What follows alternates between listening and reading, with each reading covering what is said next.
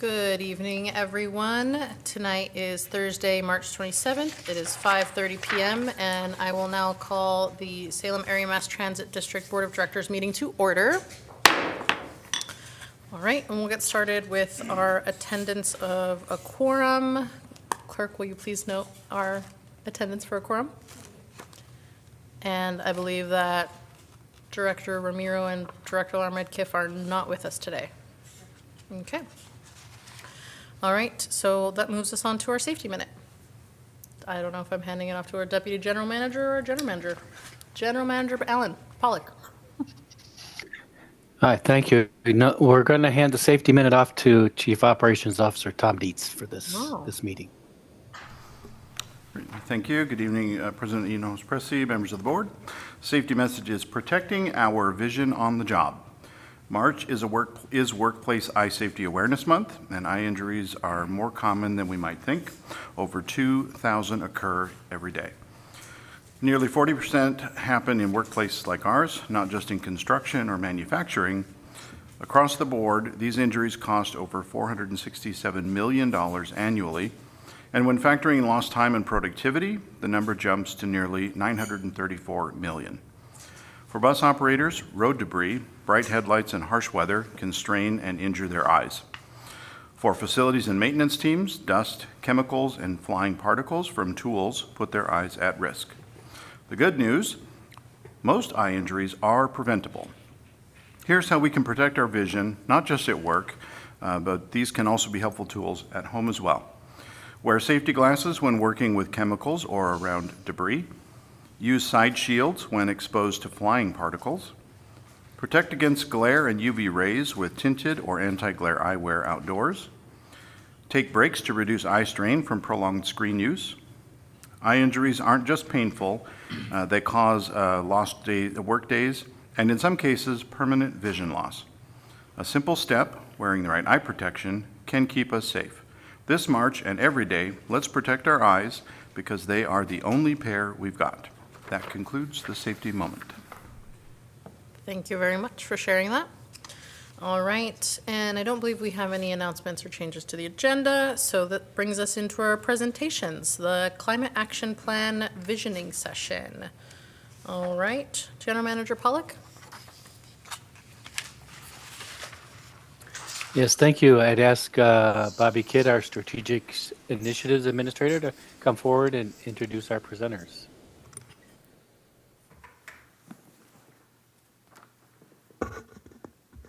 Good evening. I am thrilled to be here this evening with Kayla and Lewis from Cumming Group for the Cherriots Climate Action Plan Board Visioning Session. Cumming Group is a consultant we have been working with for the Climate Action Plan. We kicked off the CAP development process in October, and I've been working diligently ever since. And we'll continue to work toward developing and implementing the agency's strategy to decarbonize operations and to bolster operational and infrastructural resilience. As part of this effort, we have had the opportunity to engage internal and external stakeholders to hear their vision for the district's climate action efforts. Thus far, we have engaged Cherriots leadership, 2 open staff sessions, and the Cherriots Sustainability Committee for our internal stakeholders. And as far as external stakeholders, we've engaged the City of Salem, Oregon Department of Transportation, the Mid-Willamette Valley Council of Governments, TriMet, LTD, and tonight our very own Board of Directors. Now I'm going to hand it over to Cumming Group to more formally introduce themselves and to kick off the visioning session. Thank you so much. Thank you. Can you all hear us okay in the room? Terrific, terrific. Thank you very much. Well, actually, before I put anything on the screen, I guess we'll begin by introducing ourselves. My name is Louis Spanias. I'm an Associate Director of Sustainability with Cumming Group. I am serving as both a bit of our project director for this effort as well as a bit of our engagement lead. So in a little bit, you'll be hearing more from me in terms of asking this group some questions, and we'll talk a bit about what that looks like. But before we get into all that, I'll also hand it off to my colleague Kayla to introduce herself.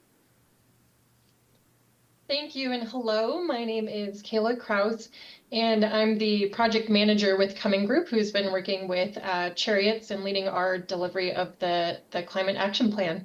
Thank you. Thanks, Kayla. We're going to put something up here on the screen. Just give us one moment to get our bearings here and share it. You don't mind giving us maybe a quick thumbs up in the room if that is starting to show on your screens? Terrific, terrific. Thank you so much for that. All right. So just to kind of do a bit of a table setting for us this evening. So today we're going to be doing a few things. To kind of start us off, we'll be reviewing a bit of our progress today on the Climate Action Plan. Kayla will be walking us through our work so far. Bobby's talked a little bit about it. We'll get a little bit more into the details of where we've been since we kicked off this effort back in October. But in addition to that, and I think as a greater priority for this evening, we're here to really get the board of directors' perspective on its vision for this climate action plan. We've had a number of these visioning meetings, as Bobby mentioned, and the main purpose of those meetings is to really get a sense of hopes and expectations, high-level priorities for this climate action plan. It's an important effort. It's a meaningful one. And so we want to make sure that we start from a place of, what are really people hoping to get out of this process. So that's really the purpose of this evening. We'll walk through the planning process. We'll walk through some of our findings in terms of our analysis. Kayla will get more into that. And then we'll spend a little bit of time asking this group some questions. So again, some high-level questions. We really just want to pick your brains a bit and get your perspective. So that is the overview of what we'll be doing this evening. But before we get into that, what we've been trying to do at the beginning of these meetings is to get a sense of the level of knowledge and comfort with some terminology that we tend to talk about when we do discuss things like climate action plans. It is, of course, a personal issue. It's a global issue, but it can also get kind of technical. And so we want to be sensitive to the fact that there's varying degrees of knowledge and comfort. And so we'd love to see kind of where the board sits with its own comfort and knowledge on this issue. So what we'll ask you to do, and it may feel a little funky or a little classroom-like, is to use your hands, or if you are calling in remotely to use the chat function potentially, using a scale of 1 to 5, 1 being, I don't know too much about this, or I've heard of it but couldn't really speak to it, and 5 being, I really know a lot about this, I'm very comfortable talking about this, could speak at length. We'd love to just kind of gauge your level based on a few terms. So with that, I am gonna just throw a few terms at you, and we'll just kind of see where the fingers fall. So my first one will be just kind of climate change in principle as a phenomenon. Where does the board kind of sit, each of you in terms of your level of knowledge or comfort on a scale of 1 to 5, using your hands to indicate it? All right. Okay, I'm seeing a pretty good level of comfort there, but a bit on the higher side. Excellent. Very good. What about when we talk about climate action, especially when we're thinking about reducing greenhouse gas emissions? That's as a concept, as a principle. What's the level of comfort or knowledge amongst this group? 1 to 5. Excellent. Okay. Very good. And then finally, what about climate adaptation and resilience? As we'll sort of group that into one collective term. What's the group's level of comfort with that terminology? Okay, very good. Thank you. Appreciate that. For everyone in the room and at home, we'll just for everyone's benefit, we'll kind of show some of these terms really briefly on the screen. This isn't intended to be a technical lecture, but we want to level set. We want to make sure that everyone in the room at least kind of starts from a similar spot. But it does seem that at least with respect to the board, that there's a pretty generally strong level of comfort. So we'll just flash these on the screen as far as some of the terms. We're always happy to come back to this, but we also want to make sure we make some time for the remainder of the presentation and to ask you some questions. So thank you for obliging us. So with that, I am going to hand it off to Kayla, who's going to walk us through a bit of an overview of the planning process, as well as some of our findings from some of our work so far. All right, thank you, Lewis. Yeah, so in this next part, we're going to move on to an overview of the Climate Action Plan and our planning process. So as Bobby shared, Cherriots selected Coming Group to prepare the Climate Action Plan, which will be delivered by October of this year. And the plan will set goals, targets, and strategies. You heard her say already that the focus is really to decarbonize operations and really focus on climate resilience, both in terms of Cherriots infrastructure and community. We'll go on the next slide, Lewis. Our timeline includes the following 7 stages of work that you see here. And so far, we've completed a robust baseline conditions assessment, which I will describe momentarily. And right now, we are wrapping up the visioning phase of our first round of stakeholder engagement. And as you can see here, our next several steps will really involve starting to get into the weeds of things, developing the goals, the targets, the strategies, drafting the plan, and then re-engaging stakeholders and the public, shooting towards that summer and then fall timeline. So we'll certainly be circling back to the board before October, so you can provide input on the strategies and the final product as we get further along with those. Next.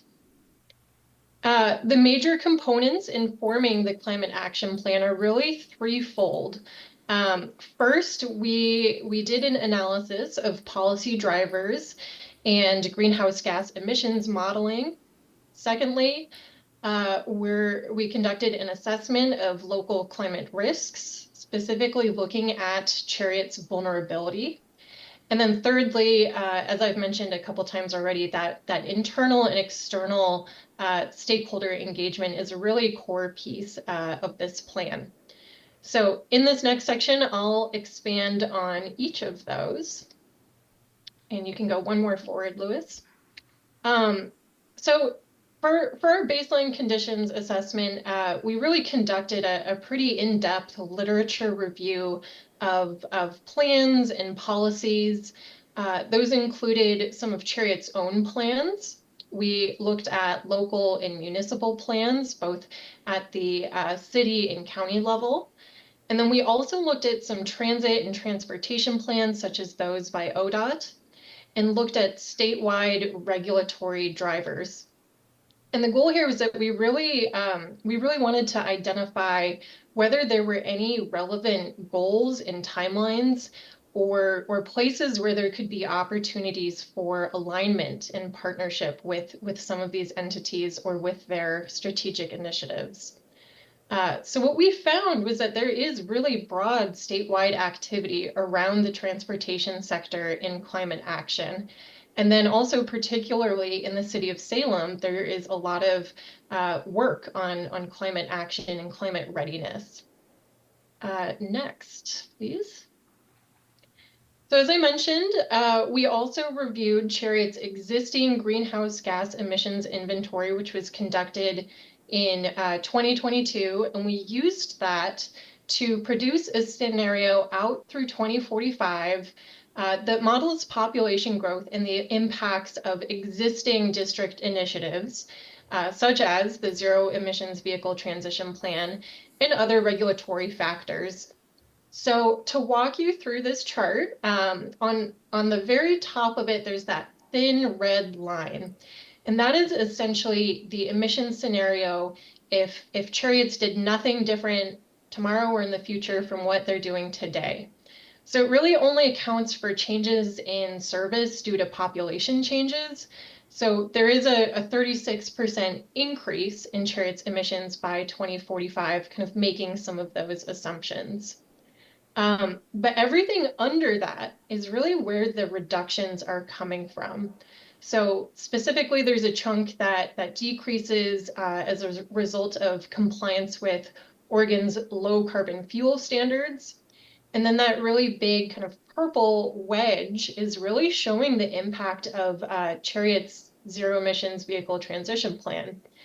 The gray part, what's remaining is essentially, yeah, what's left to reach carbon neutral.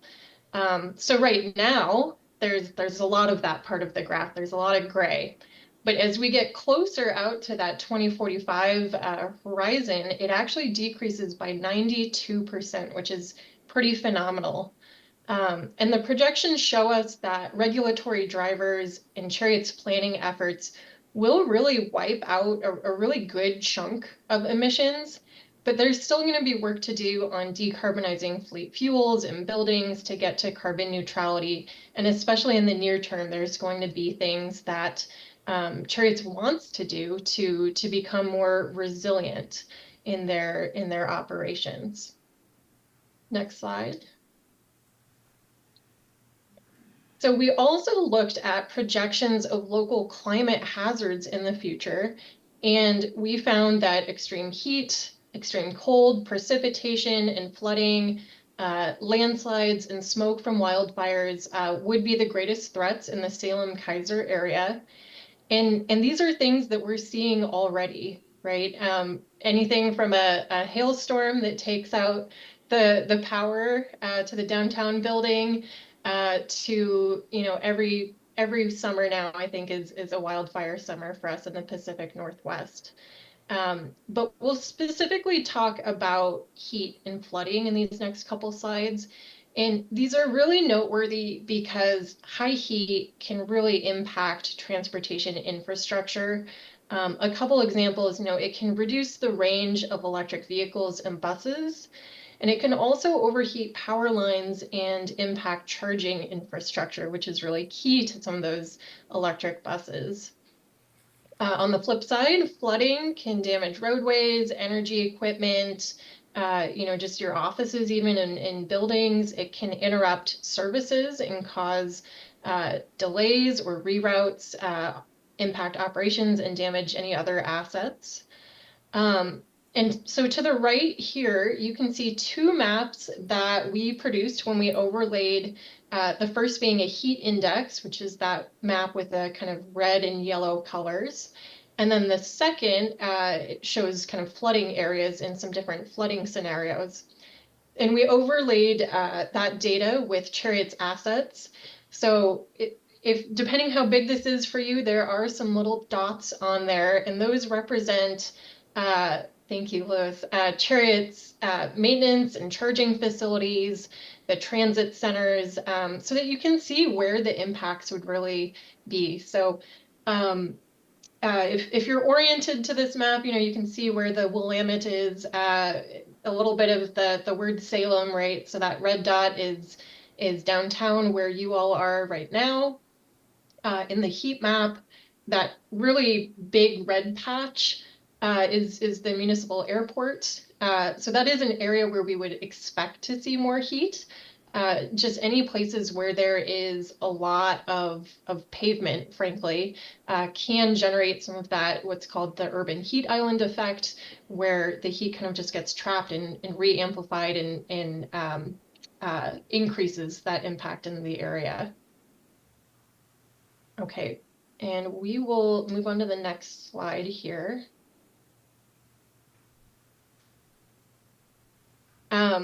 So then the one other overlay that we used was a social equity index because we wanted to see where people would be the most impacted. And you can see that on the map to the right here.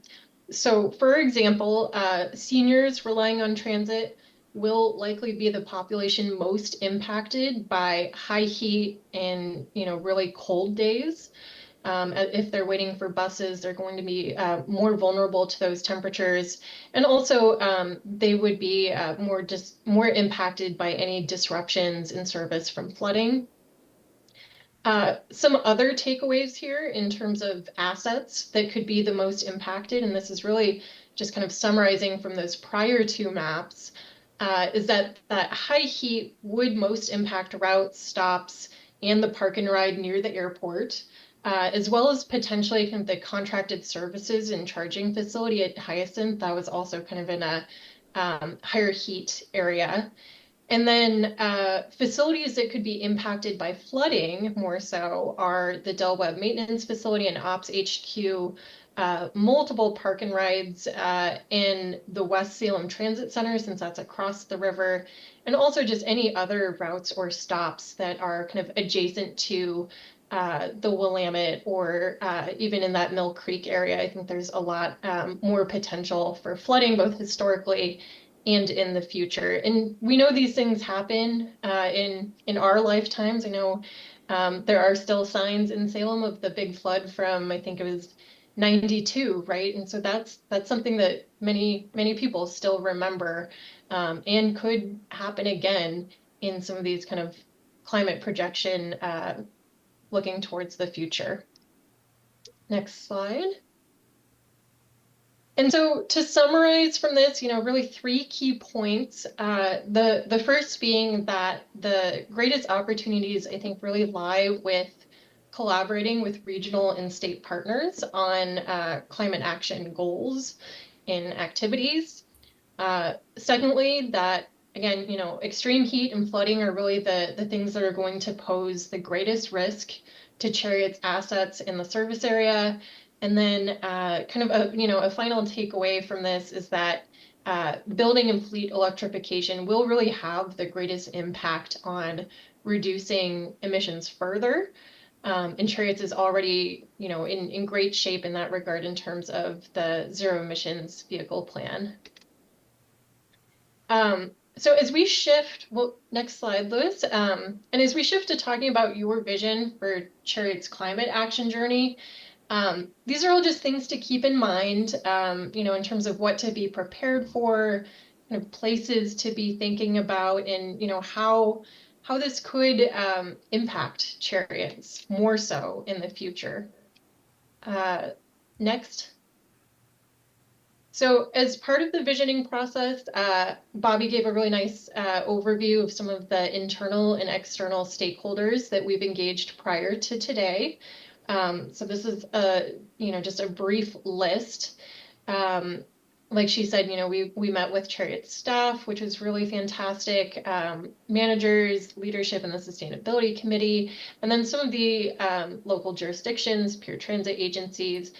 And I think, those are really important because, like I said, that's where some of the partnerships and kind of lessons learned kind of came through, and were really a major theme from those engagements. Next slide. So today, like we said, we really want to hear your vision for Cherriots' climate action efforts. We want to understand what kinds of goals and targets you want to set. Any concerns you might have, and where you see the greatest opportunities. So these are just a couple kind of ideas of some of the questions we'll be asking in a few moments. Lewis will be facilitating that discussion, but I'll just close out first with summarizing a few of our next steps. So we'll go to the next one more slide. Perfect. So yeah, in the coming weeks, everything we hear from you today, in addition to comments we heard from some of the other stakeholders, will be used to inform the initial draft of the climate action plan strategies, as we are starting to move into that phase. And I'll just take a quick pause here now to see if there are any questions from this presentation before we begin kind of the facilitated visioning discussion. Okay, thank you very much. Any questions? Director Davidson? Thank you very much for the presentation. Just one question for me. And I believe this was presented to us in the past, and I'm forgetting, but for our natural gas usage, is it just our mobile transportation, or do we use that in our buildings? I can answer that. Yes, so there's a small sliver of your energy-based emissions that can be attributed to natural gas in buildings. The great majority, of course, of fuel-based emissions is coming from vehicles, to your point. But if we, for instance, maybe I'll just go back to this this slide really quick. Where are we at?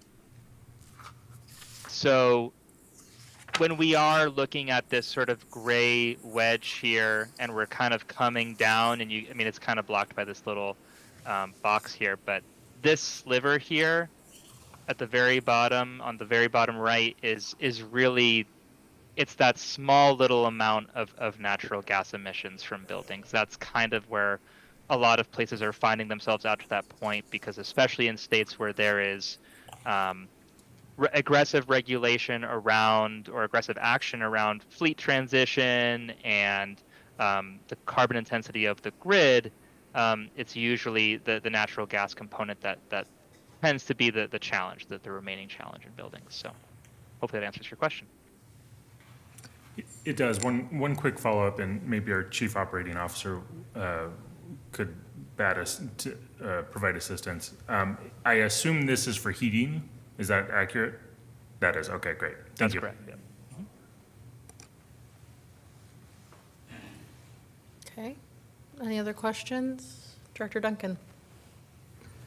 Thank you so much for putting this together. I have a couple questions.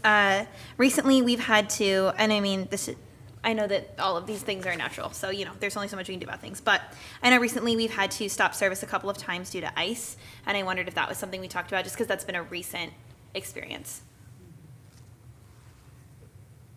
Yeah, good question. Kayla, please fill in if I'm missing anything. But I think as far as the hazards we considered, yes, extreme cold is one of the hazards that was assessed. We assessed that. We assessed wildfire. We assessed a couple of others. Actually, it's right on this next slide here. So when we talked about kind of extreme temperatures and precipitation, that component that you mentioned was covered. But we focused in a little bit on high heat and flooding as some of the more imminent and potentially impactful hazards. But that is not to say that those other items were excluded. We did review those as part of the assessment. Thank you. I do have a secondary question because it's more recent, so it may not, I don't know if it made it into this assessment or not, but very recently we've experienced, due to a change in federal funding, a significant decrease in staff at like Bonneville Power Plant, et cetera. And so I was wondering if those types of changes have been factored into our risks around the electric grid. Great question. I would say no. Actually, at the time that this assessment was done, I don't think we had gotten wind of those staffing changes, but that is really helpful to know. And I will say, more broadly speaking, some of the economic headwinds that have come out of the change in administration, amongst other things, those have been, I mean, we've talked about those in a number of our engagement meetings, and I think it's been, or it's going to be, I think, a theme that we're going to have to address as we actually think about the specific actions. So appreciate that insight, though. We hadn't heard that, and I think it speaks to a broader point that we'll have to address. Absolutely. Like I said, I was relatively confident it wasn't part of it, and I just wanted to highlight it because it has happened. Sure. So many things have been in the news. I think that one kind of fell under the radar for a lot of people, but we have been impacted by that, and I want to keep an eye on it considering we are highly reliant on the electric grid right now. And in face of an emergency, we'd want to make sure that we had reserves. It's a bit easier to have extra gasoline on hand than it is to have extra electricity. So I just want to make sure that we're planning for those types of things. And then I don't know if this was included, but you talked about heat, so I'm going to guess like stops infrastructure and like wait time or like walking paths. Was that part of this as well when you were thinking about high heat? Yeah, thank you. Kayla, would you mind speaking to the heat assessment component? Yeah, so I mean, I think that is definitely one of the things we looked at. We have a more detailed version of these maps that actually include all of the bus stops too. So that allows us to really zoom in and see kind of which stops and routes specifically are going to be more heat prone or, prone to flooding. And some of our, initial thinking, right, is around how do you add, maybe shading or other features, green features to those areas to help prevent against the high heat, to make it more comfortable for riders as they're waiting for the bus. So yes, those are things that we are considering. Wonderful. Thank you. Those are all my questions. Okay. And Director Laura Midkiff. Thank you. Can you hear me? First, I just want to make sure of that. Yes. Okay, perfect. Thank you. Kayla, actually, you just answered one of my questions, which was if you knew where stops were. That was something I was going to ask. So thank you for mentioning that. I look forward to hearing more about that. Would you mind going back for a moment to where our gas emissions taper off there at the very end and the projection? Thank you. So, and I've mentioned this before at board meetings, but or maybe even privately too, or both, doesn't matter. I've mentioned this before, which is that I'm all for electrification. Obviously, I voted for that, and I'm very excited for it. I think it's definitely the way forward, as you mentioned in your presentation. My concern is, that it doesn't amount to basically the transit equivalent of carbon offsetting, where we say that we're electrifying, but then we don't, for example, take into account where we get our electricity from. And so, my question is, where is our energy sources in this calculus that you're presenting to us tonight? Because in Oregon, we still have a lot of natural gas that produces electricity. We have a lot of carbon that produces electricity. We have also a lot of electric power, hydroelectric power, which produces electricity. So I think I'd like to ask, again, if where we get electricity as we decarbonize is reflected in this projection, and where those considerations fall as we move forward and think ahead about our climate action plan. Yes, thank you. That's an excellent question. Yes, they do. It's one of the key considerations, which is, especially when we look at states and do work in states where they have set standards or targets around the grid, or they are working on the carbon intensity of the grid, or especially where perhaps there's utility activity around the grid. We have to absolutely factor in not just the current carbon intensity, so what are the fuel sources, what does that equate to in terms of emissions, but also the anticipated or future carbon intensity of the grid. So to that point, the improvements in carbon intensity, both from a grid perspective as well as from a fuel perspective, when we think about the state's clean fuel program, those are being accounted for here. And so that's why when you look at this trend here, these wedges are getting bigger because the impacts of those regulatory changes, the impacts of complying with those regulatory changes, some of those things are happening kind of as you go along. Those are going to bring your emissions down significantly. The other component that you mentioned about electrification and natural gas, that is going to be an interesting part of the conversation. I think one of the things that we hear working with many, especially clients in the Pacific Northwest, where extreme cold is a thing, as we kind of talked about, is electrification is great. Building electrification has this potential from a zero emissions perspective, but there is a resilience concern around when you start to look at electrification as the only way to decarbonize buildings, or for some instance, there have been cities and states that have explored energy reach codes that have banned natural gas, and those have been challenged, and a lot of that does come from that concern. So one of the things that we have to think about as we think about the strategies going out to the 2030s and 2040s is, how do you work on decarbonizing those assets without compromising resilience in the face of potential hazards? So all that to say, it's on our minds, and it's a valid point that we'll be talking about. Thank you. Sure. Okay.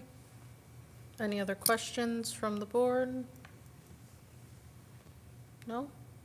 All right, seeing none, I think we can move forward. Okay. That sounds good. So we'll take this off the screen for now, and if at any point you want us to bring anything back, please feel free. So what we wanted to spend the next little bit here, we'll see where we get kind of through to just the bottom of the hour, and of course, if we're kind of seeing, we'll kind of follow the conversation naturally. but as Kayla had shown earlier, we had a few questions that we wanted to ask this group, from a visioning perspective, and so we'll just want to pick your brains for the next little bit. And so, through your questions, we can kind of gauge a little bit of some of the things that are top of mind, which is helpful. But I'd love to ask the question more forwardly about, we'd love to hear each of your respective takes on what feels highest priority for you as far as items or courses of action that need to be in this climate action plan or need to be addressed in this climate action plan. And that can range anywhere from this has got to be the way we handle reducing our emissions. We have to address this particular vulnerability to this climate risk in this area. It could be, an area of operations. I would just love to kind of start there. What is top of mind for you, whether it be from a place of action or apprehension, you name it. Okay, I think I'm gonna start at the dais and see if board members have any thoughts. I'll start with you, Director Holmstrom. Thank you. This might be out of the scope of what you're talking about, and you can redirect me if necessary. But, I don't want to lose sight of the fact that, we're of course internally doing all these things and trying to decarbonize and electrify, and that's all very good, and I agree with that. But let's not lose sight of the fact that what we're doing, the thing that we're producing, the thing that we're providing the community is public transportation service, which means people are taking trips in our community in a collective way, right? That's not driving a car, not taking some other way of getting around. So, we're potentially, almost certainly reducing the overall climate emissions just by what we're doing, just our service, right? So I just don't want to lose sight of that. It seems to me like obviously I think electrification and cleaning up our own fleet is valuable for lots of reasons, including climate. But if the trade-off is, and I'm not saying this is the trade-off, if the trade-off is we've got an old belching diesel bus that's carrying a lot of people that would have otherwise been driving individual cars, that may be a worthwhile trade-off. I'm not saying we want to do that. I'm just saying, I just don't want to lose sight of that's potentially very valuable. Now, I think that might be a scope beyond what we're talking about here, so you can redirect me if that's the case. But that's the first thing I think about when I think about the climate impacts of what our agency does. Of course, everything else you're talking about, and of course, there's the resiliency piece, which I think is critical as well. Thank you. Yeah, thank you. Just as a quick response to that, not outside the scope at all. I think, we work with a lot of transit clients. We spoke to your peers at Lane Transit and TriMet, and we also spoke with the Department of Transportation at the state level. First thing out of their mouths was about ridership and the impact on kind of the regional and statewide emissions picture as something that we cannot ignore as far as the impact from a climate perspective of transit. So all that to say, I think we not only acknowledge your comments, but I think we affirm those, and those have been affirmed by your peers as well. So definitely going to be addressed as part of this planning effort. Okay. Director Duncan? Thank you.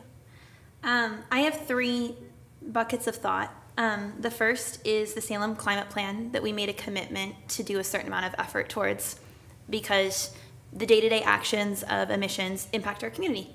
And we are a large producer of those. Even though I know that we do have a hand in mitigation, we also have a lot of ability to, like you showed in your charts, make a difference in what the comfort level of just living in this area is like. And we want to do our best to help that from a day-to-day perspective.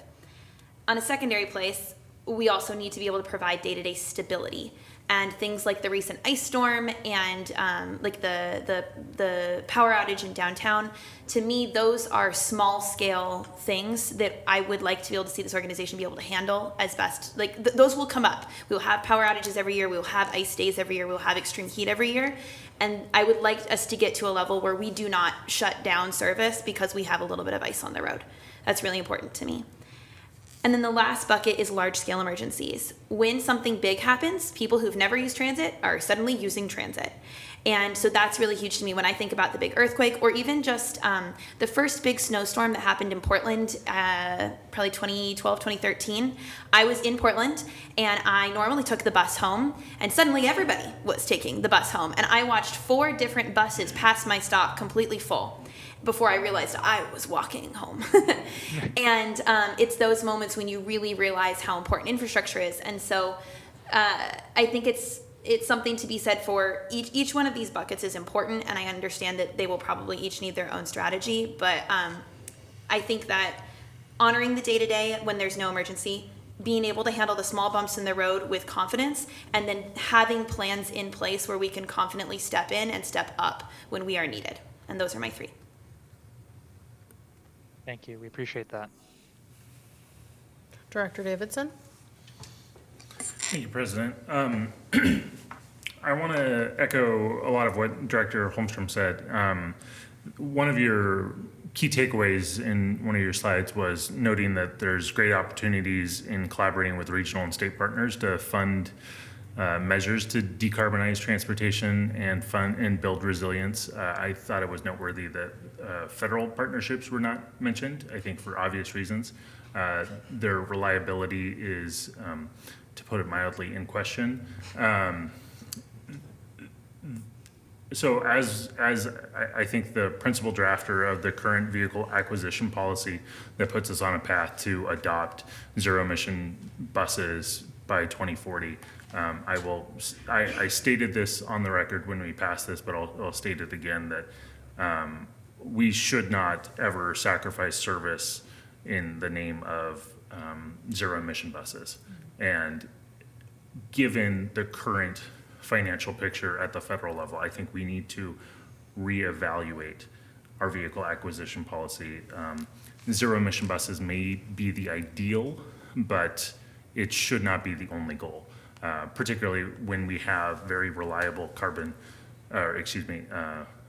compressed natural gas buses that are running renewable gas that are, depending on which measure you look at, are potentially carbon negative, derived from agricultural based sources.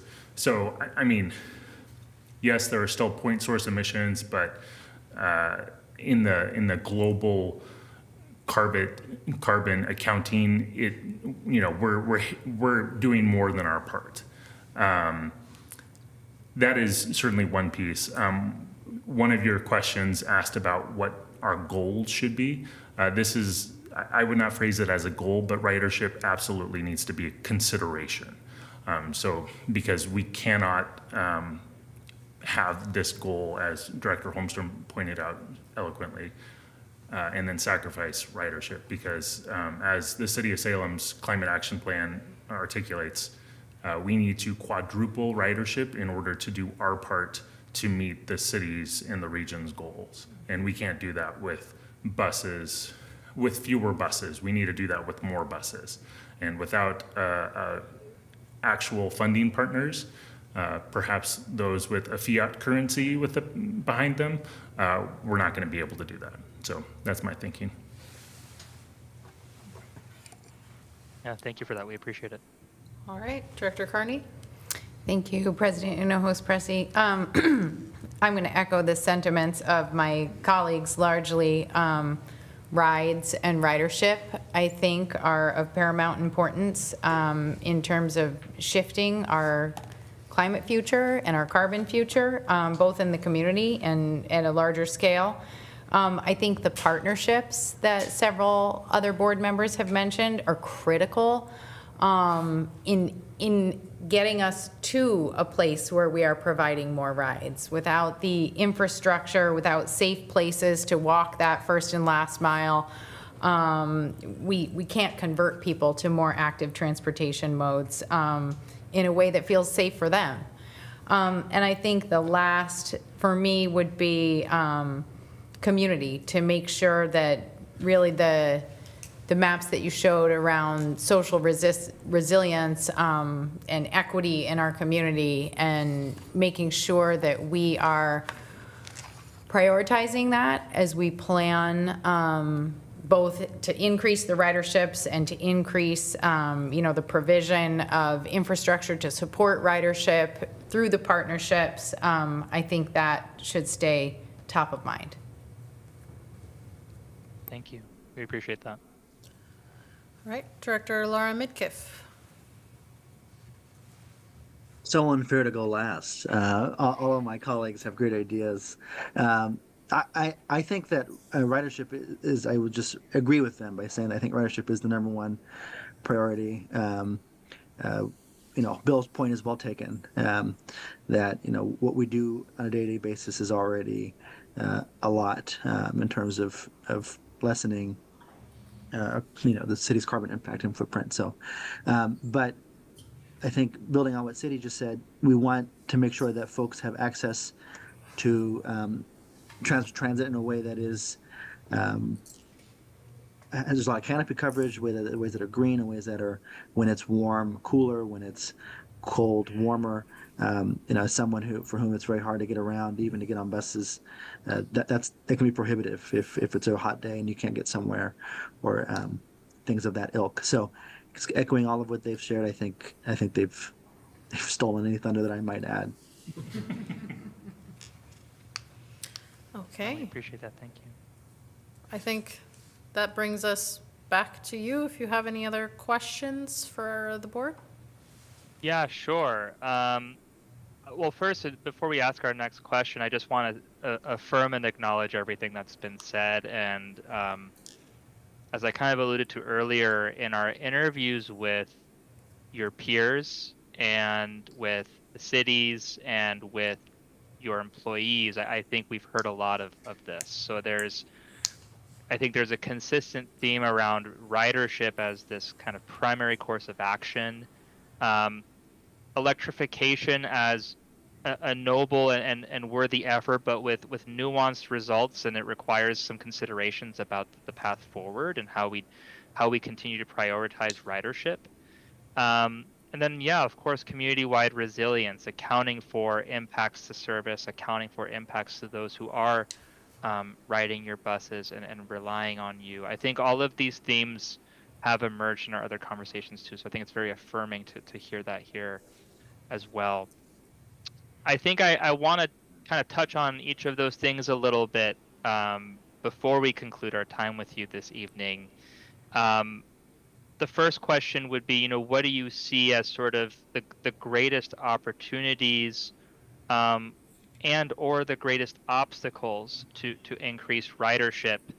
I think every transit agency we have worked with is wrestling with this question, and in some places it's easier and in some places it's harder, and you have a service area that has a bit of a center but can also be a little spread out. So I'd be curious to hear, where do you see those opportunities or challenges when it comes to increasing ridership? What are you hearing? What are you seeing?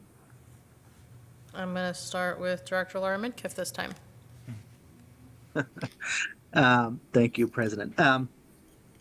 Well, I think, and you spent some time getting to know this agency. I think you've learned likely what we already know, which is folks who ride Cherriots love riding Cherriots, and that we have a really hear very positively from the community. A lot of the things that impact ridership, and by the way, I say this, I'm not a transit expert despite serving on the board, but I think some of the things at least that we would want to be doing to promote ridership, we are thinking about doing, namely, enhancing our network coverage, improving frequency of service. In other words, getting Cherriots out where people live, so that the barrier to taking is much smaller, and that making sure it's running more frequently enough for folks who would need it to get to work, to live their lives, can have access to those services. And then everything that we talked about having places to sit when you're waiting for a bus, things that are cool and comfortable, can be barriers that we're thinking about and addressing. And so I think, but that requires capital and time and planning, and is not something that we do in a vacuum. And so there are a lot of challenges around revenue and appetite in the community. Our city is a major partner around infrastructure, and they are struggling financially, and so these are all things that will really complicate that. But those are at least three things: network coverage, access, and frequency of service. Yeah, I think I'm gonna jump in there so I also don't get all the thunder stolen from our very brilliant board members. But I absolutely agree with what Director Laura Midkiff has stated around coverage and accessibility. I know that I've shared multiple times in the boardroom and with staff around, my options of either taking 2 different buses and riding for an hour, whereas I could just drive in a car for 15 minutes. And it's making that decision a lot easier for folks because they're always going to opt in for the quicker route, no matter how altruistic their intentions are. And sitting as the president of this board, I definitely have a lot of altruistic intentions to ride the bus. And then I think the other obstacle is we're not capitalizing on the methods of communication that our current ridership is actually using. So I mean, especially after the pandemic, we've seen that our ridership has shifted to a lot younger folks. And I mean, I think we've also read the studies that, Generation Z and subsequently probably Generation Alpha, they're not getting driver's licenses, they are opting in for transit. And so really illustrating that we're available to them in that way, I think is really important because otherwise, people tend to fall into patterns and routines and they practice what they see and what they know. And if we can, really break into the communication strategies that they utilize and speak in their language, then we could really show them this is the alternative, this is how you get around. So I think that's for me. I'll look over here to Director Carney, see if there's anything that she'd like to add. I don't have any better ideas than the previous 2 board members. The notes that I had were frequency, coverage, and infrastructure, which is accessibility. I mean, really, if we can improve in those 3 places, I have no doubt that people will find it easy to convert the trip. I absolutely know that I would. And I think some of the comfort elements that Director Duncan and Director Laura Midkiff mentioned are a pretty critical piece of it. When I decide whether or not I'm going to ride someplace on the bus with my kids, it's from shelter to shelter, because in this weather, whether it be wind or rain or whatever, I'm not taking that crew out to stand in the elements. It's a lot easier to make the trip when there's comfortable space at both ends. Director Davidson? Thanks, President. I'd like to echo a few comments made by some of my colleagues. Increasing frequency on our routes is paramount. We've surveyed our riders extensively. That's one of the common things that we've heard. You may know this, but I think it's worth stating again that Cherriots, unlike the vast majority of public transit agencies in the state of Oregon, as well as in North America, has actually recovered to our pre-pandemic ridership levels. I think that's occurred for a number of reasons. But I think that's something that should be commended a lot. I think we need to increase our hours of service. It was only as recent as 2019 that we now serve up until 11 p.m. That's still not late enough. We also really, and this will be a big lift, we need to provide the same hours of service for every day of the week. Weekends are not what they used to be. Weekends, for some people, a weekend is Wednesday, Thursday, not just Saturday, Sunday. We need to significantly improve our bus stops and bus shelters as we think about particularly climate mitigation, climate resilience, climate adaptation. As we think about the dignity of our riders, we need to significantly increase those amenities there. We need to better integrate Cherriots Regional, which is outside of the scope of the geographic area that you articulated, but that serves the 2-county region that we operate. And we need to better integrate active transportation. We're looking into perhaps launching a bike share, but we also need to think long and hard about better serving those who, for example, bike. And so providing secure and covered bike parking at our transit centers. So those are a few thoughts. Thank you. All right. I know that we're coming up to the time limit that was stated, the bottom of the hour, so I'm just gonna look at, over here and see if there's anything else that you folks would like to add. All right, Director Duncan. I'm never going to give up an opportunity to talk usually. So I echo everything my colleagues have said, but I'm going to offer a little bit nuanced thought process for why these things are important. The first one is we've already heard a lot of indicators the economy's not doing super hot right now. Most of the average American cannot afford a $600 expenditure. That's how much tires cost. And I think that the amount of people who are suddenly taking the bus who did not previously is going to increase, not decrease. And so I'm going to second the communication needs and also the expanse of the network, et cetera. Additionally, we have a growing city, and there are a lot of people that are coming to the city from cities that have significantly lower living expenses. So amplifying problem A that I talked about. And that's a big thing. Particularly, I know that we looked at even dividing the district that I represent as one of the options when we were talking about districts because it is expected to grow so much so quickly. So keeping an eye on that. We have a lot of brand new high density divisions that have gone in my area that don't even have sidewalk on either side of them, and I'm watching kids stand in the street waiting for the school bus. The last piece is you talked a lot about partnerships. Getting participation and money from those groups, A, money they don't have, and B, participation they may or may not be willing to do, is a thing to keep an eye on. There's a lot of people who want to talk about improvements to highways, roads, expanding cordon, etc. And when you bring up these things, it's like, oh, that's a fun little extracurricular side project. And although we do have some advocates, when put to the test, usually people often vote for the roads. And so keeping an eye on that as funds are scarce is going to be very important because the issues A and B will be lost on a lot of people until they're literally sitting in it. So those are my pieces. Director Holmstrom. Thank you. I'll be brief. If you look at the places in the country and the world where lots of people use transit, it's not because of, it's shiny or new or whatever. It's because it's useful. It gets them to places they need to get to, and it's useful to them, and it gets them there in a timely manner. And so all the reasons that my colleagues have discussed are frequency, the span of service, coverage, all those things are making the service more useful to more people for more trips. That's what it comes down to. Without that, what's the point, right? So that's the key to it.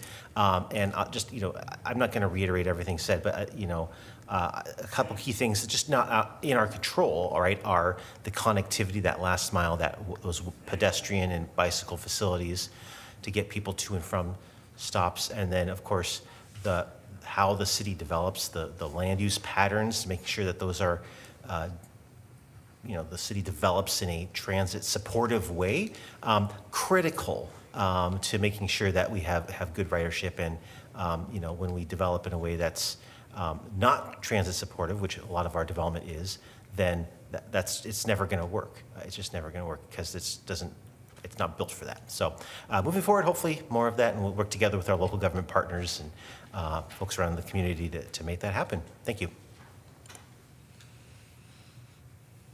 Terrific. Well, I want to be mindful of time. We've asked for a good chunk of it this evening, and I want to respect the other items on the agenda and other folks in the room. But we could go on. We love talking about this, but I just want to again acknowledge and affirm everything that's been said this evening, and we would just really appreciate you sharing your insights and your perspectives. The various nuances that you all have brought up, I think, have been incredibly valuable for us. And the thing I'll close with, and then I'll hand back to Bobby in case she wants to close with anything as well on this item. But as Kayla mentioned earlier, this won't be the last time you hear from us. It's our intention to circle back with this group. Now that we have, we're sort of armed with the analysis. We're armed with these perspectives, both from you all, your employees, your partners and peers. We want to come back with specific ideas, and I think those, especially for you all as decision makers, will be especially valuable for you to review and to weigh in on. So that will be coming up in the next handful of months, and we're really looking forward that part of the conversation, as I'm sure you are as well. So with that, on behalf of Coming Group, I want to thank you. It's a privilege to do this work, and we're excited to speak to you all again soon. And with that, I'll hand it back to Bobby in case she wants to close with anything else. I would just like to reiterate how insightful the engagement has been this evening. So thank you very much. I appreciate it. Thank you very much. I appreciate everybody's flexibility as well in coming into this meeting since we had to cancel our last one. Okay, so that brings us into our public comment portion of this evening, and I believe we had one sign up, and that is our good friend Tyler McCulley.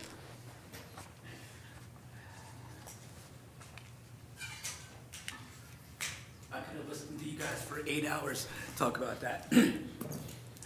I just wanted to formally announce to you guys that I'm working on a couple of things on my side in my neighborhood around Chemeketa, as far as communicating with the property owners. I live at Chiefs Court, which if you note, slightly east on Silverton Road from Lancaster, it's where the food truck is, on the north side. I've been told basically one person owns that whole front area, and I've got their name. I haven't got to talk to them or introduce myself, but my goal long-term is to get a bus stop there. So because it needs a concrete pad, I want the landowner to meet me so that they know more the reason why.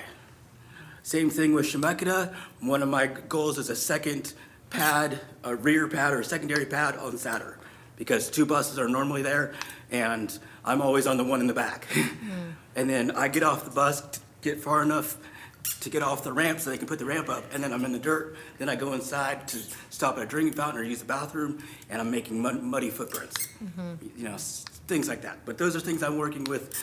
I found out at the disability services person, who I've actually been familiar with for years, since I was a student, is the person in charge of that. So I've taken pictures, I'm working with that, and once I get more, into it, I'll give you guys the contact info and whatever, because that will help everybody. But yeah, this week, transit-wise, it's been crazy because it got warm and, things were behind schedule. I didn't even see a 3 on Monday. I was really out of whack because I was trying to get downtown fast, and I could move between bus stops pretty fast on the wheelchair, but having sometimes the drivers will stop midway between the two if they know if I flag them down sometimes, and I don't even know if they're full. So it's hit and miss, but most of the drivers are pretty good, and I appreciate your guys' efforts. Not everybody can have a car, and if everybody did, the population goes up, the roads aren't big enough. I mean, it's that simple. The private citizens need to wake up and get on the bus. That's the end goal. And that will solve a lot of the climate issues right there. Thank you, guys. Thank you. I don't think we have anyone else online or on the phone. All right. So that brings us to our consent calendar. Is there any item on the consent calendar board members wish to pull? If not, I will entertain a motion to approve the consent calendar. I move to approve the consent calendar. Seconded. All right. All those in favor of approving the consent calendar as presented, please say aye. Aye. Aye. All right, motion passes unanimously by all those present. And that brings us to our action item, adopt resolution 2025-05, authorizing the general manager to issue commendations. General Manager Pollock. Yes, thank you. So tonight, the staff report will be presented by the executive assistant to the general manager and clerk of the board, Kira Pressey. All right. Thank you. So good evening, President Ramos Pressey and members of the board. Tonight, we brought forward a resolution that reflects the district's commitment to recognizing the dedication and service to our employees. When an employee retires, they leave behind more than just years of service. They leave a lasting impact on their colleagues, our riders, and the community. While the district currently celebrates retiring employees who meet certain criteria, such as retirement age or years of service, this resolution provides an additional and meaningful way to express appreciation. By authorizing the general manager to issue commendations on behalf of the board in consultation with the board president, we ensure that those who have dedicated their careers to public service receive lasting recognition. This action carries no financial impact, but reinforces our values of appreciation and respect for those who help carry out the district's mission of creating community connections. Staff recommends that the board adopt resolution number 2025-05, authorizing the general manager to issue commendations on behalf of the board of directors for qualifying retiring employees in consultation with the board president. With that, I would be happy to answer any questions you may have. Do we have any questions? Director Holmstrom. Just a real quick comment. I'm totally in favor of this and vote yes on it, but it's very narrowly tailored, right, for certain types of folks who are just retiring, and I think that's great, and they deserve to be commended, absolutely. I just want to be clear that, as far as I'm concerned, I think we can provide commendations or kudos in many other situations as well, and I hope that the staff is aware of that and the general manager is aware of that, and that they'll take the opportunity of bringing that to us when the time comes. Thank you. Thank you, Director Holmstrom.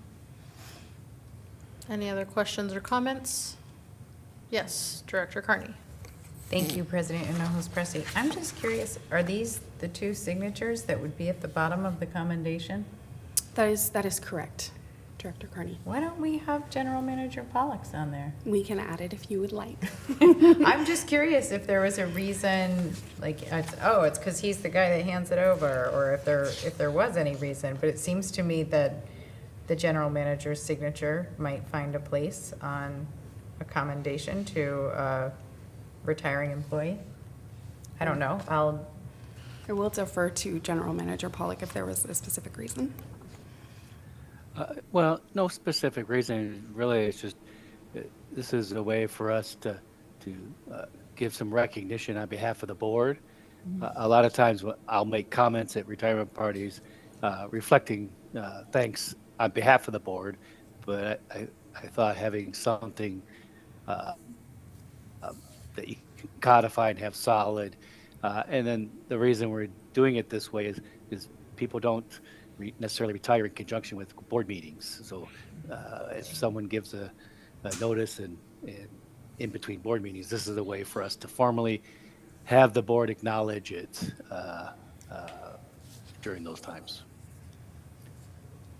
I think, just for clarity, Director Carney, you're referring to like the commendation, this, I guess, page 23 of the agenda packet that we're looking at, that it has the attestation from our clerk of the board and then the board president. But the question is like, why is there no signature from the general manager? Right. Just hold on. If I could, because this is really coming from the board. Okay. I'm good with that, and I'll make my stuff a different way. Understood. Thank you, General Manager Pollak. All right, Director Davidson? No? Okay. All right, so I will move that the board adopt resolution number 2025-05, authorizing the general manager to issue commendations on behalf of the board of directors for qualifying retiring employees in consultation with the board president. Second. We have a motion and a second. Any discussion on the motion? No? All those in favor, please say aye. Aye. All right, motion passes unanimously from all those present. Thank you very much. Thank you. All right, so that brings us to our informational reports, service change briefing for May 2025. General Manager Pollak? Yes, the Service Planning Manager, Chris French, will present the report. Good evening, President Hinojosa-Pressy and members of the board. I'm here to give the briefing on the May service change. The service change goes from Sunday, May 4th through Saturday, September 6th. We've done a lot of adjustments with timing of routes. The Route 1X, we have separate patterns in the morning, and we didn't have a common time point So we made adjustments so we have the morning and the evening trips have the same time point throughout the day. And also, prior to the the fare change, the 1X and the buses coming inbound were drop-off only, but now that we have a standardized fare, people can catch those buses. When the 1X pulled up, you didn't want somebody to have to pay the higher fare to ride the 1X, but now that we have a standardized fare, the stops are no longer just drop-off only, they are part of the service, and you can see them on the trip planner. So that change was made. The Route 6, we had an overlapping arrival and departure where the departing bus hadn't left the transit center when the other bus came in, and it was pointed out to us, so we corrected that. The Route 7, through our Talk with the Planner event, operators gave us information about timing, so we looked at that using the new tools that we have and made adjustments for that. Then we also made, on weekdays, Saturdays, and Sundays, we made adjustments to 6 routes through different time bands of the day as we're looking at the data. This is not changing the length of the route, and they're really small adjustments, a minute here or there, but it just allows the bus to flow without having to mark time and then end up being late or vice versa, early, so it's just balancing that to help improve on-time performance. For holiday service, Memorial Day and Juneteenth will operate on Sunday level service, and Independence Day and Labor Day will operate on Saturday level service with the STIF funds. And in this year's budget, we've accounted for Saturday service. And then we made some adjustments on the 40 and 50 on the 50 on weekdays, the 40 on Saturdays, and weekdays. They going over the bridge, the first stop, they were having to lay over and mark time, sometimes as much as 4 minutes, and that's a really bad area, so we really compress that down so that we can have them get through that area easily. Cherriots Regional at this point still does not have holiday service. And then Cherriots Lift Service functions within the same parameters as the local system, hours and of operations and holidays. And with that, that completes my briefing, and I would be happy to answer any questions you may have. All right, any questions? Director Duncan? I'm trying so hard to wrap my head around this and not ask a stupid question that is easy to answer, but I'm just going to go for it anyway. I know that the Route 6 has some really tight transfers over with the stop in front of Walmart. Were those types of things like factored in when making? I know this is a very small change, but I can't tell you how many times I ran to make that one, so I'm just checking. So I can tell you this was very specific to the overlapping. We are systematically going through all of the routes and looking at the timing and making adjustments. So more to come, but we were. What we have here is a lot of work, and we just will continue to work and go through all of the routes, and by the time we get through them, we'll be circling back around and making adjustments. It's an ongoing process. That makes a lot of sense. Thank you. For the sake of the order, I had to say something. All right, Director Holmstrom? Thank you. Thank you. You mentioned real quick that you're using some of our new tools that you have now to look and see the performance and how things are going. Can you talk and expand a little bit more about how that's changing your work and the work of the planners that you work with in terms of being able to understand how the system's operating and any improvements in your life and the life and how things are basically how's it going? Yes, I'll be happy to talk about that. So I'll give a little bit of, so we've always made, we've had processes in place that we used, and prior to having the tools, one of the processes was actually having assistance from operators, but actually reviewing the cameras on the bus, and they would fast forward between time points, write down times and log that into spreadsheets for us so that we could collect small sample size really compared to what we have now so that we could try to make changes, which took lots of time to do that, weeks and weeks and weeks to get very small sample sizes. As we moved to the first generation of CAT AVL that we had, we were getting some information, but it still took a lot of downloading information and then manipulating it in a spreadsheet, which took, to get just the data down and it organized in the spreadsheet was about 40 hours just to get to the point where you could have the data in a format that you could start looking at it for each route. And it's not quite at the click of a button, but it's much closer to that. We're able to have the data in a usable format, and then then it still takes that time of us looking at it and evaluating it and making sure that what we're seeing is correct and verifying it, but it's a much faster process. The amount of work that's here would have taken, we've never done this many changes ever in the past. So it's huge for us. And as more of the systems come online, there's more tools that we're still validating, but as those come online and we validate that data, stop level data and all of that will tie into on-time performance to help us better understand what's happening in the system. Okay. Director Carney, do you have a question? No? No, I'm just super impressed by that answer. Director Davidson. Thank you, President. For the holiday service adjustments, I have a question about potential future adjustments to the holidays.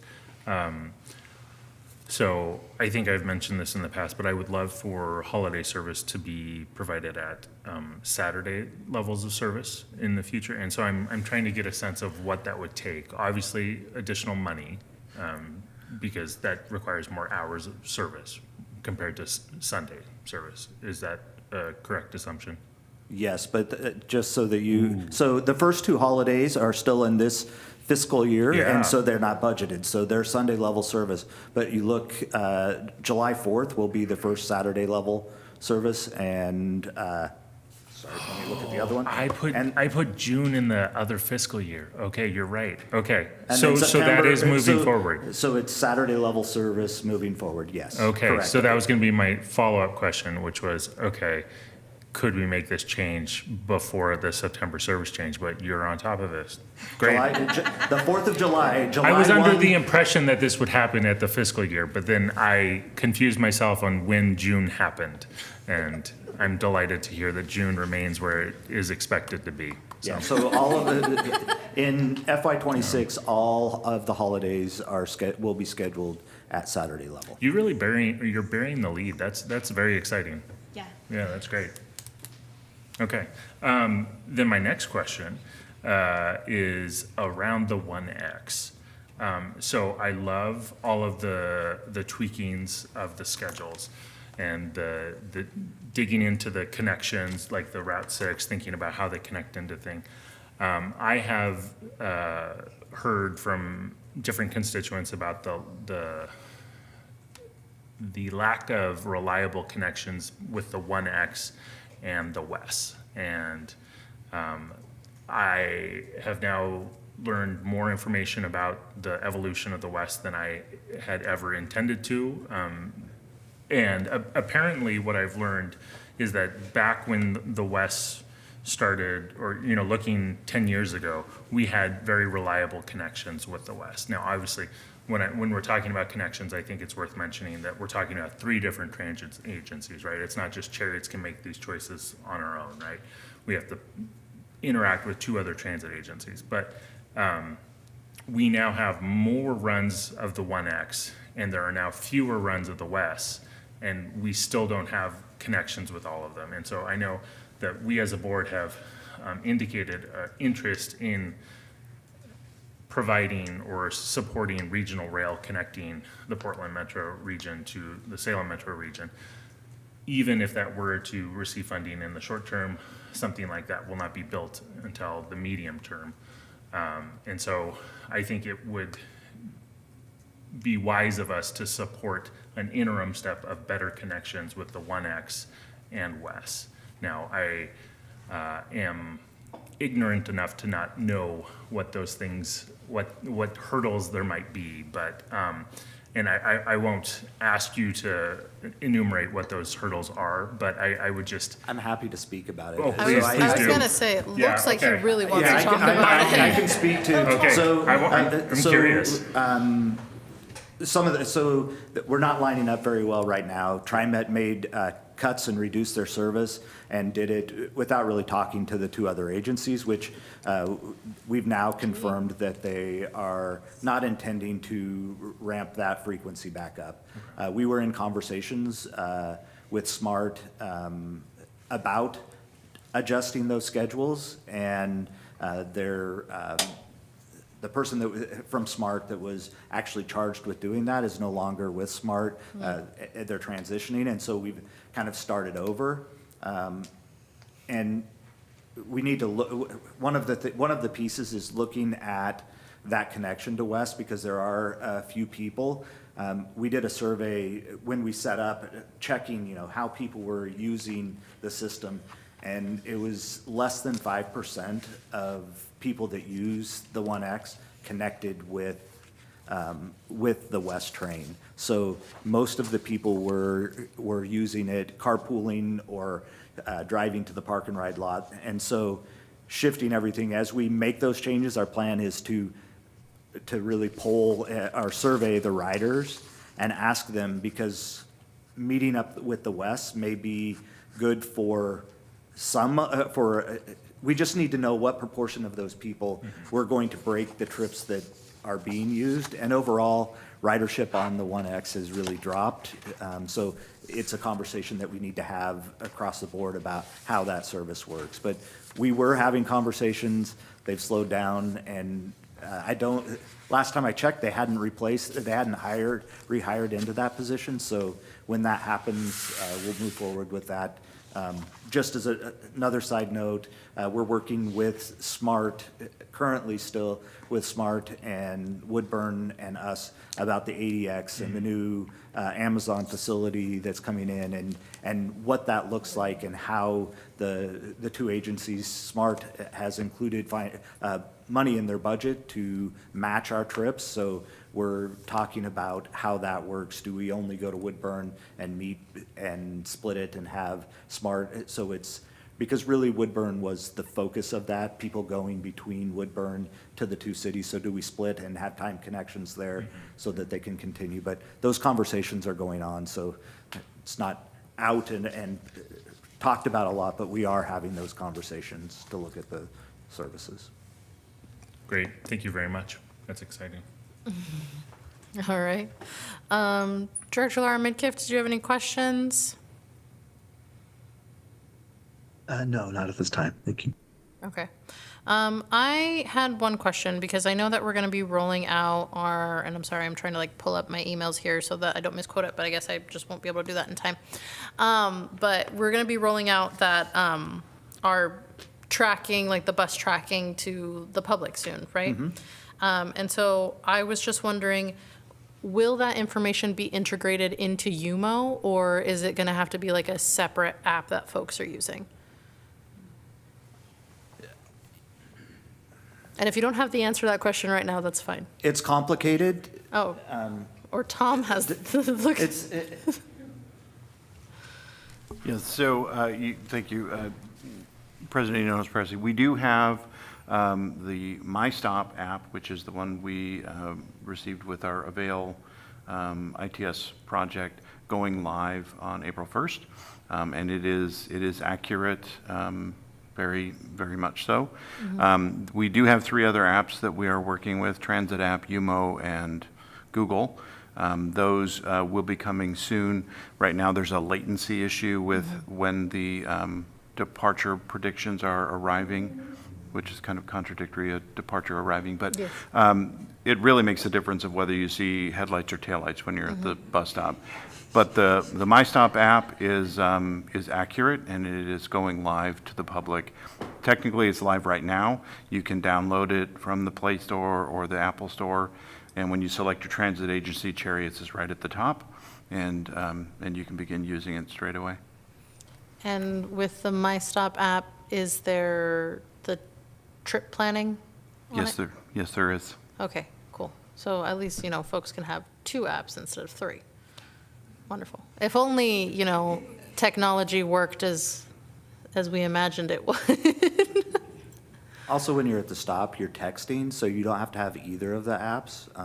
I was riding the bus yesterday morning, and I was on Commercial, on Rule, close to South, and there was a mom and her probably 3 or 4-year-old kid, and she was like, "Look at this. This is all new. Let me show you on the phone." And she did it and texted and was showing the little girl, and they were all really excited. And I said, "Hey, I work for Cherriots. Have you been playing with this?" Because they had been up for a few days, and she's like, "No, this is the first time," and was really excited about it. So, Well, that's really good to hear. yeah. Director Davidson? So I used that texting feature today, and at the end, it says reply help for help. And so, because I was curious, I texted help back. It was the least helpful automated response. I don't know what the intent was, but I'm providing live customer feedback and I'm happy to share that later. What did it say? It said avail alerts, enable alerts in your profile, hashtag messages vary user, reply stop to cancel, message and data rates may apply, 884-566-7681. So. From my understanding of IT, maybe you just kind of fell out of the window that they had your phone number registered. Yeah. Because I'm assuming that you texted help maybe 30 minutes later or No, something. it was 2 minutes later. Oh, right away. Yeah. Okay. I don't think so. All That right. made sense to me, and I don't know what you're talking about. Director Duncan? I wanted to say I've been using the texting thing and I've loved it. When I lived in Portland, that was the thing that I used to check when my bus was coming for every single time, and was one of the big things that made me want to get on the Cherriots board, was because I wanted this feature. So when I came up to my bus stop and I saw it there, I've been using it every single day, and I will often, now that I have it in my phone, I copy it and just paste it into the little message before I leave the house, so I know how much I need to sprint because I'm always late. And it's fantastic. Yeah, I also want to say that when I was going up to Portland a lot, because you brought up the West Salem thing, I was using Yamhill more than the 1X because it got me there faster if you get the Sprinter version. There's this bus that either goes as a Sprinter version or as a non-Sprinter version. So they stop a bunch or they don't stop a bunch. And it is not indicated in our system, unless it's changed in the last couple of years, because I have not been doing this recently, to indicate between those two. So it was only if I hit the right time of day and I asked it how to get to that location, it would suddenly, the time would go from 2 hours to 45 minutes.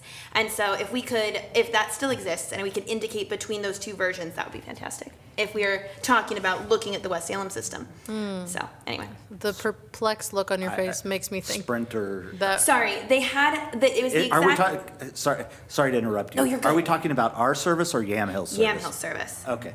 Okay. Which I understand, which is why I've never brought it. I don't normally bring this up. It's a whole can of worms. But if we're talking about how we connect up and we're talking about talking to partners, there one of their vehicles was a normal version, and then there was a Sprinter version that was secret. They didn't really advertise that it happened to, it went straight through and it didn't stop at any of the stops. It would just take you straight through. But the difference in time was significant. So that's all. Okay. Thank you for joining us on this little trip. I appreciate you. And I think that'll bring us into our next item, Mobility Reimagined Outreach Update. General Manager Pollock? Great. Great, thank you. So I'll kick it off by passing it over to Dana from the Terrell Group, and then I'll wrap up some comments after that. So, Dana. Hello, it is wonderful to see you again, President Inoas Pressy and fellow board of directors. Hinojos. I'm sorry, I really That's okay. have practiced in everything. Hinojos, thank you. I apologize for that. Names are important. Can you see my slides okay? Yes. Awesome. Thank you. I am here to share briefly with you about the work we've been doing over the last month, because I told you I would. I'd come back and show you the work. So this last month, we've been busy working on campaign guidelines. So providing all of the branding guidelines to the Chariot staff so that they know how to use them. So this is the first page of that, and I'm just going to show you a few pages. This is the color palette that I've showed you before. This is all very specific with how staff can find the exact colors and use them appropriately. This page is the connection thread, as we're calling it, and how to use that within visuals. This one talks about typography and spells out specifically what fonts to use and the colors to use and the hierarchy in which to use them. And then we have contributed some key messages here that we got some edits from the subcommittee, the Service Enhancement Subcommittee. So these are not exactly final, but we're pretty close. The first one here is at Cherriots, we're proud of the service we offer to the Salem-Keizer community. We bring people together every day from all walks of life, friends, family, workers, customers, students, to help our community thrive. The feedback was to add a point in there when we're talking about the types of people that includes worshipers or people of faith getting to services on the weekend, to worship services on the weekend. So we'll come up with the right language for that. And to change the word thrive to something that feels and has the same tone, but that the word thrive felt like it was thought of to go with Kaiser Permanente. And so we should choose another word. So we will do that. The second key message, as we grow, transit continues to play a larger role in the future of our region. We're here when you need us, ready to serve, building partnerships and moving us all forward as we work together to strengthen and enhance our community. The third message, this year we are hard at work on how to improve and enhance Cherriots service. Along the way, we will ask for your feedback and share the impact our services have on the lives of real people in our community. And here is the sneak peek on the first two productions we have been on just within the last week or two. This is on your left there, Roger Bradford. He is a barber across the street. You probably have seen him. He just is a really awesome guy. He's got 3 generations. His son's working in his son and grandson working in that shop. He takes the bus himself. He has his clients, says his clients use the bus often, and he just is a great story.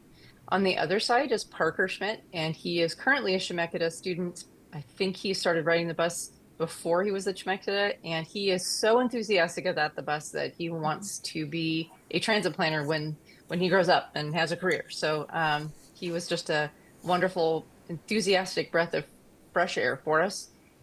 The videos have been shot. The cameras have rolled, and we are now editing them. I've seen the first draft of Rogers, and it's looking pretty good. So I'm excited to be able to share those with you next month.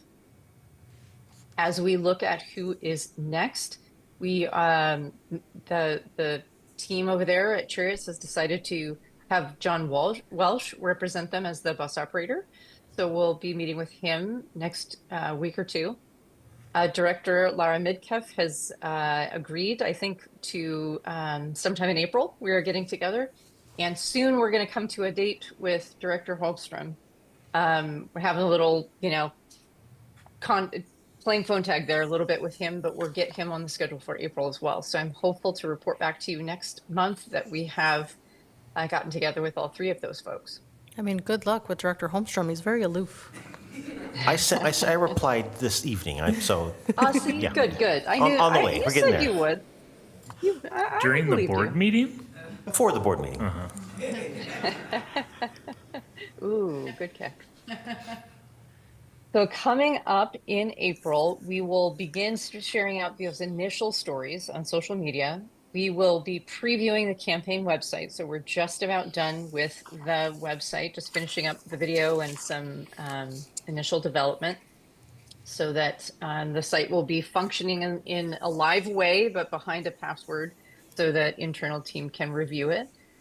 And then we'll continue with the story development and prepare for the community engagement part of the campaign, which will kick off in June. So things are rolling by very well. The other thing I want to talk to you about is in the Service Enhancement Subcommittee, we discussed moving away from calling the work that we're doing here Mobility Reimagined. The reason for that is, although for us that know what it means, it can sound good, it is a difficult term to explain to the community. And in our work at Lane Transit District, we really came to understand that through some survey and research work and then some real live testing. People think mobility means wheelchairs, and that's just the first thing people think about. They don't extend it to transit. So it is a difficult concept to explain.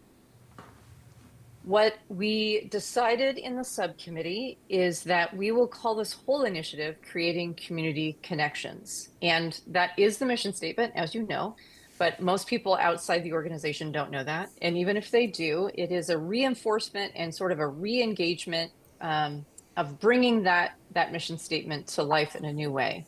And it will have at least 3 components that we're working on all together. That storytelling component that I'm showing you here, the whole funding and remodel, this restructure of how things are done, you know, about that work that's going on.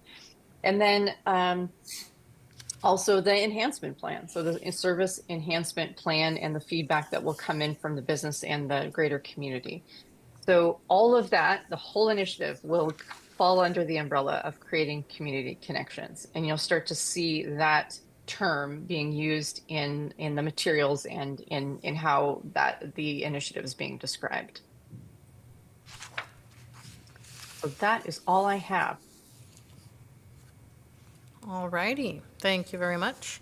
I personally do want to say that I really appreciate this presentation, especially like the sections around the color palette and like information around the connection thread and the typography that we use, just because, one, I'm a big nerd for this kind of stuff, and two, like I mean, I hope that it helps kind of sink into like our staff and our board members a little bit on like kind of like why we make these decisions that we do.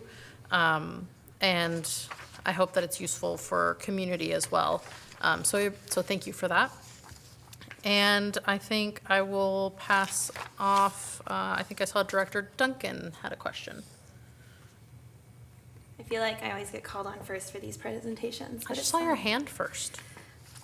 I was curious, you mentioned that somebody had wanted to add worship to the first statement, and I was just curious where you got that feedback. From you? I'm going to disagree with you. I'm so sorry. All respect, board member, but board member Ian. Good Lord. Director Davidson. Director Davidson. Simply because although I think that all of the words here are inclusive, friends, family, workers, customers, students, there is almost no single person in the entirety of the United States that does not touch these categories or will not touch these categories in their lifetime, whereas worship is not the same. And for that reason, I don't think it needs to be included here. That's my 2 cents. We can hash it out later if you want to, over email, and we can send a verdict in if you want, or we can hash it out here too. That's fine. Sure, Director Davidson. I'll defer to you, President, on the venue. Well, maybe I'll look to Dana to see, so do you have like a certain timeline on when you want to make sure that we've got this really buttoned up? I would honestly love to have this buttoned up real soon because this is the foundation for the website and all the work that we're doing. Including one word or excluding one word may not prohibit us from moving forward, but at the same time, it would be great to finalize these soon. Okay, so I think maybe we can make some space at, like outside of this meeting to have that conversation, because I mean, I don't think as board directors we really had the chance to see this, but the Service Enhancement Subcommittee has been able to maybe get their hands on it a little bit more, I guess, maybe that, okay. We saw it today. Oh, you saw it today? Yeah. Okay, so then being as that everybody got to see it today, maybe just like a little bit of time to kind of digest it and mull it over a little bit. And we can have that conversation a little bit later, but hopefully within the week, so that way we don't have to belabor this. Yes. That sounds good. Director Davidson. If it's helpful, I can also just provide the context Yeah, for go it. for it. If everyone else is comfortable. Sure. Okay. So the thinking behind it was that the last time that we did a service enhancement was the inclusion of Saturday and Sunday service, which that's not the only day of worship for the people who do worship, but for many people that was revolutionary. That allowed people who could not access worship services otherwise to access worship services. And so that was my thinking. I think, yeah, we can talk about this later, but that's how I framed it up in the committee. Okay. I mean, I think that makes sense. Oh, I had one more thing. Oh, okay. Director Duncan? Is it okay? Yes. Sorry. I love the pictures. I love who's next. Are we going to get some women or non-binary, gender non-conforming people as well? That was my only other question. I wondered if somebody was going to say that, because we noticed that as well. These are the first few that we, in trying to come up with the best stories, just came to the top. And you're right, we need that. So that will be what we talk to the team about next, is women or non-binary, because we need to not have so many males, or only males. We need to incorporate others. Yes, Thank you. good point. That was my question. Okay, so that was Director Carney's question. Director Laura Midkiff, do you have a question or anything? I'm asking because you're very small on the screen, so I can't tell. No, I thank you, Dana, for your presentation, and kudos to your team. Kate and I had a phone call earlier this week, and she's wonderful, and I look forward to the 7th. Great, thank you. Okay. Sounds great. I think in that same vein I'll just close out within the same vein to Director Duncan's comment and what Director Carney was going to ask. Maybe some additional people of color would be great as well. Okay. Okay. So thank you very much for this presentation. We really appreciate it. Thank you for all your hard work. Thank you very And much. That'll bring us to our general manager report. General manager. Great, thanks. So actually, I had something on mobility reimagined, or creating communications now, so I'll just include it into my report. So in addition to that presentation, at the Service Enhancement Subcommittee, we did review some draft talking points for the month of April, and we made some slight revisions, and so they'll be sent out to the board next week. And those talking points are focused on the potential responses if members of the business community that are being reached out to have interviews reach out to you and say, what's this all about? So we have 4 or 5 questions, potential questions and answers. So once we clean up some of the language after today's meeting, we will get that out to you. So now I'll move into my regular GM update. So I do have a few items. The first, I am happy to share that ODOT announced the recipients of the statewide Transportation Improvement Fund discretionary grant awards. We had submitted 2 applications in that, and both of our applications were awarded, and they were awarded at the full grant request amount. The first one was for paratransit vehicle replacements of $2.1 million.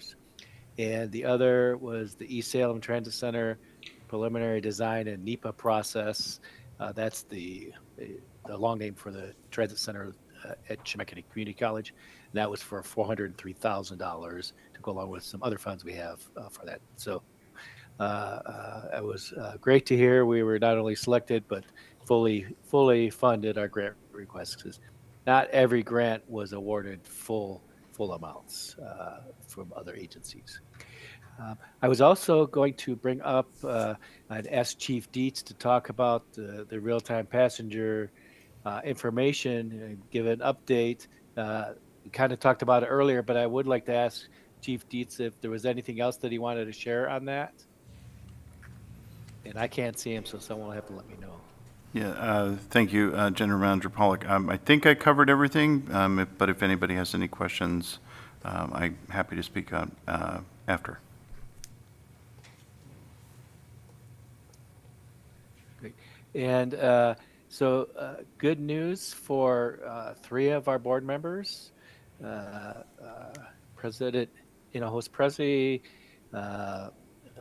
Director Navarro, and Director Duncan are all scheduled for an April 14th hearing in front of the Senate Rules Committee for their reappointment to this board. And I would expect the full Senate will vote later that week after the committee has done its work. So that is good news. And then the last item I have is just a reminder for those board members who can attend Transit Day at the Capitol next week. We would ask you, I previously put out that if you could be at the room you're in now, the Senator Hearing Room at Courthouse Square at noon. Actually, if you could be there by 11:30 to begin the process. We do have a lunch and a legislative briefing, and then we have a series of meetings with legislators in the afternoon. So as soon as you can make it, but as close to 11:30 as possible would be great. And that concludes my report. Wonderful. Thank you very much. And sorry for stealing part of the thunder for jumping the gun on the transit tracking update. And that'll move us into our board directors reports. And I think I'll start with Laura Midkiff. I'm not going to report anything tonight. I'm on vacation, and I look forward to hearing all of your reports and then getting dinner with my family. So I hope everyone's doing well. Well, I mean, considering you're on vacation, I think we'll give you permission to sign off early if you'd like. Director Carney? Thank you, President Hinojosa Pressey. Earlier this week, the SCATS Policy Committee met on Tuesday. And at that meeting, we discussed and approved the Unified Planning Work Program. The adoption dates for this were shifted to accommodate new federal guidelines that were then rolled back. So we didn't really need to get it in early, but we decided to put it in early just in case. That's fun. We did discuss the removal of all references to climate change in the Unified Planning Work Program with the group and before approving it.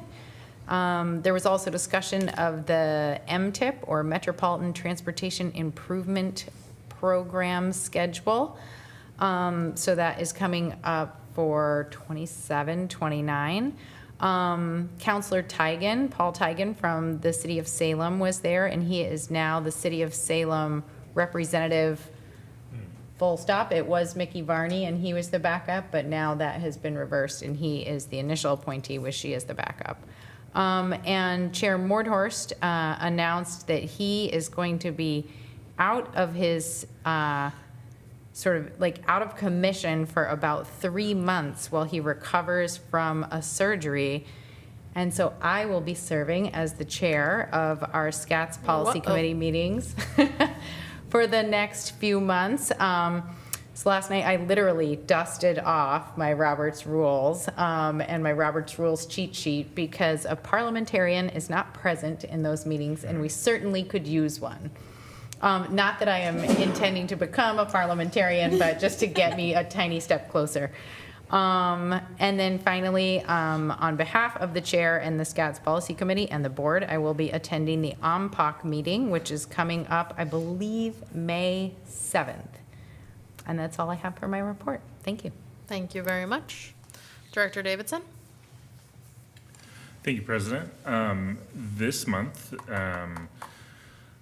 let's see, we had a Mid-Willamette Valley Council of Governments Legislative Committee meeting on March 12th. This committee meeting, we unanimously approved our legislative agenda, or unanimously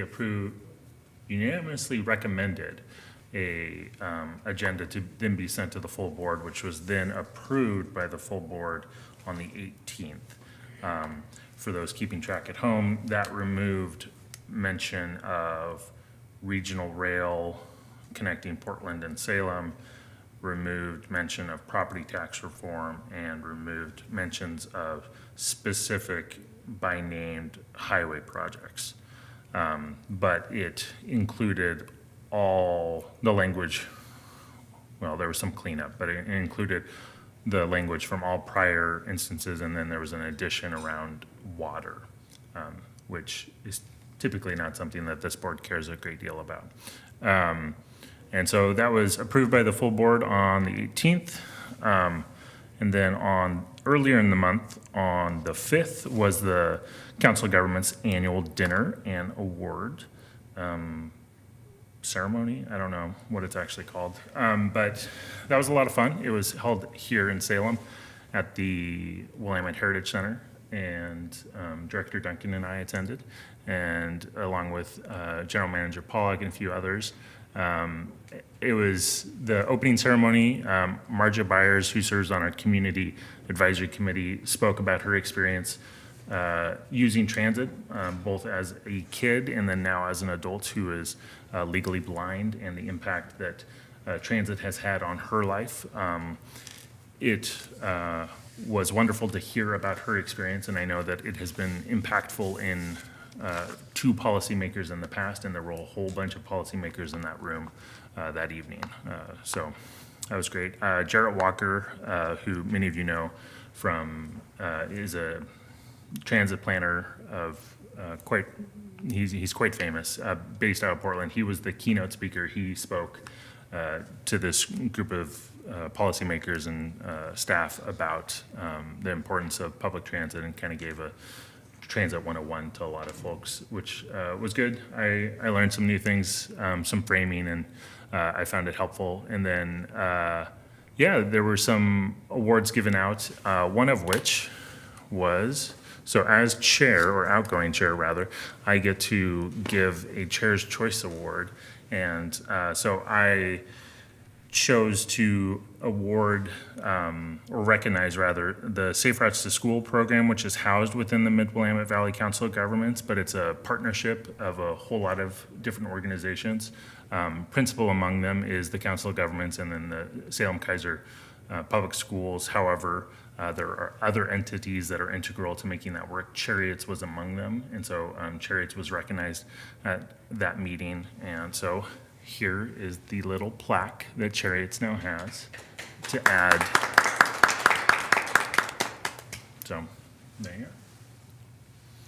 I wanted you to go down and give me a presentation. The instructions were not clear. Oh. So that concludes my report. Thank you very much. I will accept this gratefully anyway. And now we'll go to Director Duncan. Thank you so much. I want to give Director Davidson all of the flowers for that evening. I know that you had a lot of say over what the programming was. It was phenomenal. I had a great time. It was very interesting. It was very informative. And I think you did a great job painting a picture of why transit matters. One of the things that was in the presentation that we had, which first of all, having somebody from the Community Advisory Committee was phenomenal. That story was wonderful. But the speaker about the book was talking about how transit equals freedom. And I think that we sometimes struggle to talk about transit to certain populations, and the wording he used and the way that he framed how transit gives people the freedom to go places, and framing it that way and using that terminology, I think broke through to some people in the room. He also spoke to talking points that I myself have run into. Earlier this month, I attended both the State of the City at Salem and the State of the City for Keizer. And at the State of the City for Salem, I spoke with our council, the council member from my area, and he said that the number one thing that people ask him about is why are buses empty? And being concerned about their tax dollars been spent on that instead of on the city deficit. And that was directly addressed later in that presentation when he talked about how transit districts have been pressured into making bad decisions based on that exact thought process, even though it's not indicative of the system and it's actually almost has nothing to do with cost whatsoever. And that was so perfectly poignant of the exact conversations that we are having with our other electeds who are not part of the system. So I can't give you enough flowers for how great and how well your choices were. So 10 out of 10. And so that first of all, and then also I attended the Special Districts Association of Oregon reception. I don't really have anything to report on there. And then I'm so bad for formalities. I will always be this way. Well, and I'll add that you know me by 3 different names. I do know you by 3 different names in different settings. Director Hinahos Pressey and I attended Transit Operator Appreciation Day, and one of the things that we took out of that and into the DEI subcommittee meeting was the desire to have a little bit more FaceTime or opportunities for FaceTime with staff. There were members that we spoke to, or there were employees that didn't know there was a board, and I think that we could do more. I don't think that we should be running into that, and I think that falls on us. So I am here to encourage everyone, even though I myself sometimes struggle to figure out how to do it and be comfortable to go and say hi to the staff sometimes. Not in a we're here and we're watching you way, but in a hey, we're here and we support you way. So that would be fantastic. Other things we talked about in the DEI subcommittee meeting, we continued our discussion about the Community Advisory Committee bylaws, and we spoke about eligibility, representation parameters, and staff is in the process of drafting a transition plan to accompany a presentation that we will give coming up, and we will also be discussing recruitment strategies. So I'm really excited about that, and I'm really excited to be able to bring it to the rest of the board because as always, when I bring you guys something, you will all be asked to participate in some way because you'll never get off the hook as long as I'm here. And then lastly, we talked a little bit about upcoming bus wraps and this feedback from the staff on and around our celebration about Transit Operator and Maintenance Team Appreciation Day. And this is me reiterating how very much we appreciate you and that we the correlating bus wrap and everything that went into that. And thank you so much for everything you do, your feedback, and the more that we can do to support you. And we will continue to improve over time and make our relationship better and better. So I'll pass it on. Thank you. Director Holmstrom? Thank you. I don't have much this month. I was pleased and maybe a little bit surprised to be invited back to the DEI committee again, and hopefully we're able to provide a little bit of more, a little discussion on the community advisory committee and the bylaws, and we're moving in a good direction there. And we really, of course, appreciate all the work that those folks are doing with us, and hopefully we'll be able to move in a direction where it's more useful for everybody. So that's great. Other than that, I don't have anything. Thank you. Thank you very much. I also don't have much to report. And so it is now 7:27 p.m. and I will adjourn this meeting. Have a good night.